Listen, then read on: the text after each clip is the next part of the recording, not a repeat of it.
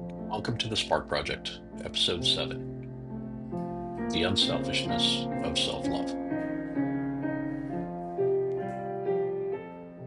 Maybe you've heard that self-love is selfish, that caring for yourself somehow takes away from others. But what if it's the opposite? What if loving yourself is actually the most radical act of service there is? Think about this. In Mark 12:31, Jesus said, "Love your neighbor as yourself." But how can you love your neighbor if you don't know how to love the person staring back in the mirror? You can't give what you don't have. In Wiccan tradition, they teach to love and honor oneself is to honor the divine spark within. This isn't about vanity.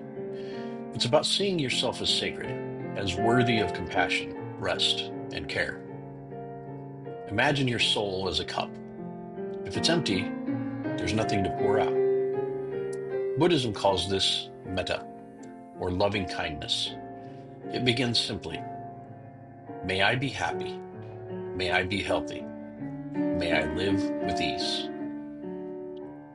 Only after filling your own cup do you have something to offer others.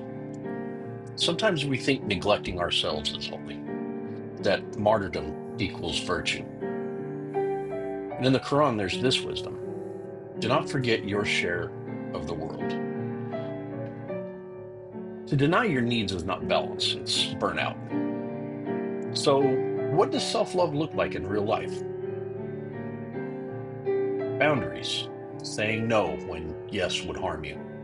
Rest. Remembering that rest is not laziness, it's renewal. Compassion. Speaking to yourself with the same kindness you'd show a child.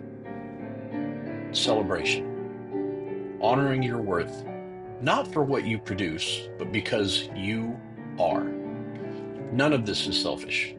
It's preparation. It's making sure your fire is tended so it can warm others. Take a breath. Ask yourself, what would I do differently if I truly believed I was worthy of love? Not for what I do, not for what I give, but simply because I am.